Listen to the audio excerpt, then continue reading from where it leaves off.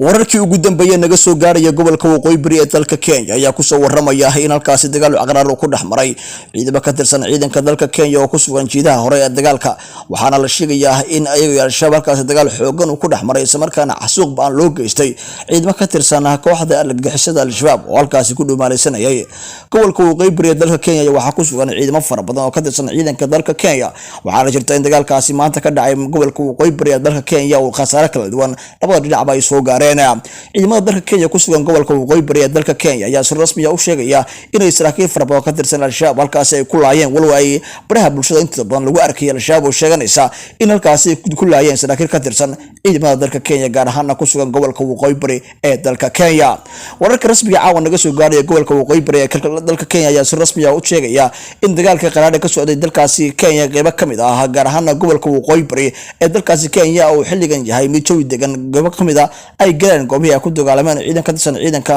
dalkaasi ee Kenya iyo sidoo kale ciidamada ka tirsan ciidanka kooxda al-shabaab oo halkaasi ku sugnaa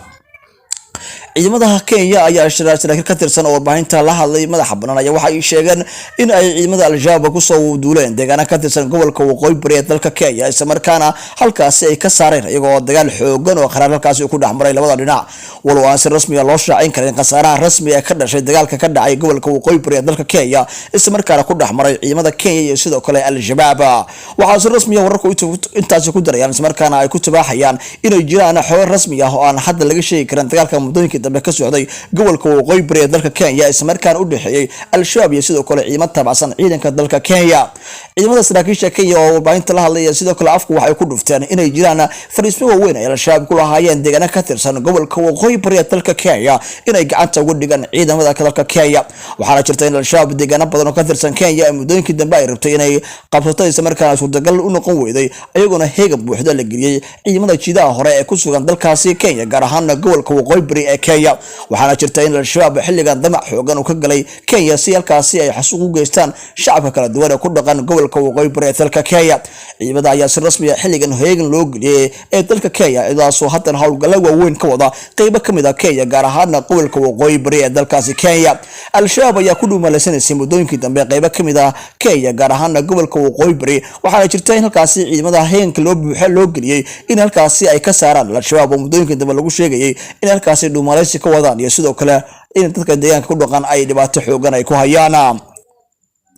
saraakiil kala duwan oo ka tirsan ciidanka Kenya ayaa warbaahinta ula hadlay si rasmi ah waxa ay afgeesta kala afka ku dhufteen inay jiraan in xasuuq baan halkaas ka geysteen isla markaana ay ka qabteen sahanad fara badan oo hub iyo sidoo kale